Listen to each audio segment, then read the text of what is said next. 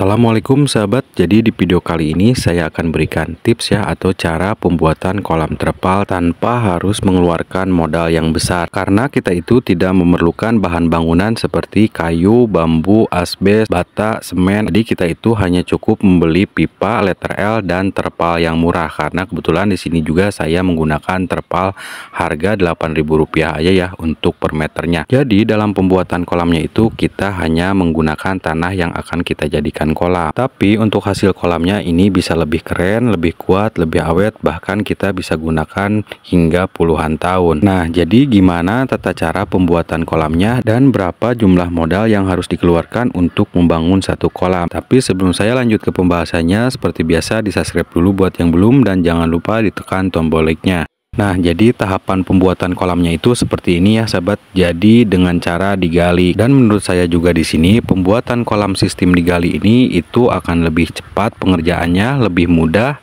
lebih kuat dan lebih rapih ya sahabat. Dan kelebihan dari pembuatan kolam digali seperti ini itu ketika nanti 5 tahun terpalnya itu rusak, itu kita gak perlu mengganti rangka kolamnya ya. Jadi kita itu cukup beli terpalnya aja, pasangkan lagi dan kita bisa gunakan lagi. Nah, jadi itu artinya pembuatan kolam dengan cara digali ini bisa kita gunakan hingga puluhan tahun ya sahabat. Tapi kalau kita membuat kolamnya itu menggunakan rangka bambu, kayu, asbes, itu setahu saya kekuatannya paling 1-2 tahun ya sahabat. Kayunya sudah pada kropos ya, dan kolamnya juga pada miring. Tapi kalau nanti sahabat membuat kolamnya itu sistem digali seperti ini, saya bisa pastikan 100% ya kolam sahabat itu bisa lebih kuat, lebih awet, lebih rapih, dan bisa sahabat gunakan hingga puluhan tahun. Nah, jadi tata cara pembuatan kolam digali itu seperti ini ya sahabat. Jadi awal mulanya kita itu harus mengaduk tanah menggunakan air ya. Dan dalam pengadukannya pun ini jangan terlalu encer dan jangan terlalu keras juga. Jadi kita buatnya sedang ya. Jadi dalam pemasangan tanah yang akan kita jadikan rangka kolamnya pun ini bisa lebih mudah ya dan bisa lebih kuat. Untuk memastikan kolamnya ini terlihat rapi, tidak miring, itu kita harus menggunakan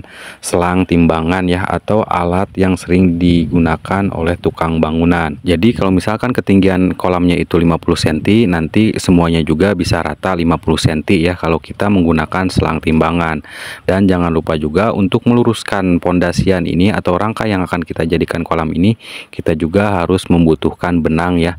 Itu akan lebih rapih dalam pengerjaannya. Dan sahabat juga jangan khawatir ya, walaupun tanahnya ini retak, tapi ini saya pastikan kuat ya, apalagi ketika nanti kita sudah selesai pemasangan terpalnya, ini akan lebih kuat lagi. Nah, jadi setelah pemasangan dinding atau rangka yang akan kita jadikan kolam ini selesai, itu jangan langsung kita pasangkan terpalnya, tapi kita harus tunggu kering dulu ya, minimal 1-2 hari itu sudah cukup. Dan untuk posisi dasar kolamnya juga kita harus rapihkan lagi ya sahabat, agar ketika nanti pemasangan terpal itu nggak ada kerikil atau tanah yang keras. Jadi ini akan lebih memudahkan dan terpal juga akan lebih kuat. Dan untuk mengenai tata cara pembuatan lubang pembuangan terpalnya sendiri, di sini saya tidak akan membahasnya ya sahabat, karena di video sebelumnya saya sudah buatkan cara membuat lubang pembuangan kolam terpal. Nanti sahabat tinggal disimak aja. Dan untuk cara pemasangan terpalnya juga kebetulan di sini saya tidak buatkan videonya karena menurut saya itu cukup mudah ya dan gampang sekali. Nah, jadi seperti ini ya sahabat kondisi kolamnya ketika sudah jadi. Coba sahabat perhatikan, ini kolamnya sangat rapi sekali ya. Karena kebetulan semua kolam terpal saya itu sistemnya dengan digali ya, tidak ada yang menggunakan rangka, menggunakan herbal ataupun menggunakan asbes. Nah, jadi kalau kita membuat kolam sistem digali seperti ini, walaupun kita menggunakan terpal yang murah ataupun menggunakan plastik UP, itu pasti kuat ya sahabat,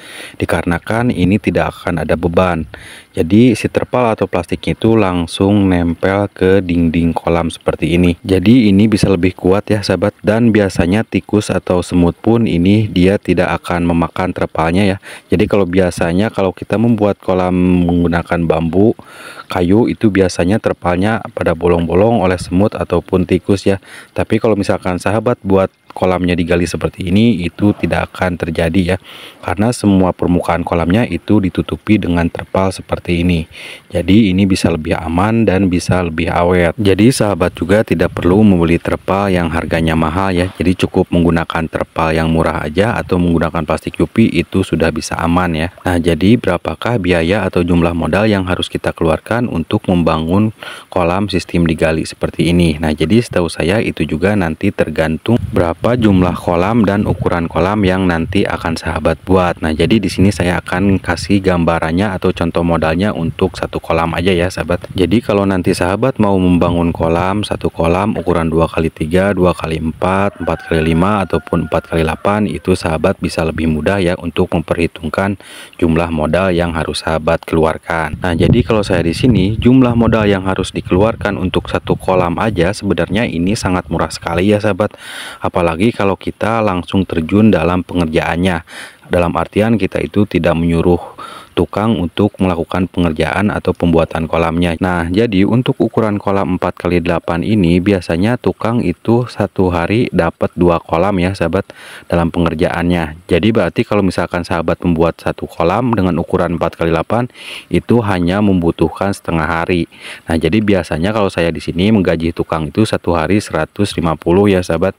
Jadi kalau misalkan sahabat mau membuat kolamnya satu kolam aja, itu berarti kena di jumlah modal 75.000 aja ya sahabat untuk satu kolamnya. Itu juga kalau sahabat buat ukuran kolamnya yang besar ya, 4x8. Tapi kalau misalkan sahabat buat kolamnya ukuran kecil, misalkan 2x4, 2x3 atau 3x5, itu otomatis proses pengerjaannya pun akan semakin cepat ya, dan jumlah modal yang harus sahabat keluarkan pun untuk gaji tukang itu semakin sedikit. Nah, jadi kalau misalkan nanti sahabat mau membangun kolamnya itu 5 kolam, 10 kolam, 20 kolam, sahabat tinggal perhitungkan aja ya, karena di sini saya sudah kasih gambarannya untuk satu kolamnya itu biayanya atau biaya tukangnya hanya 75.000 ya, dikarenakan untuk pembuatan kolam ukuran 4x8 aja ini untuk 2 kolam itu beres satu hari. Jadi kalau misalkan sahabat membuat kolamnya di bawah ukuran 4x8, otomatis itu juga proses pengerjaannya akan semakin cepat. Dan untuk mengenai jumlah modal atau pembelian terpalnya pun ini menurut saya sangat murah ya sahabat, karena kebetulan juga saya di sini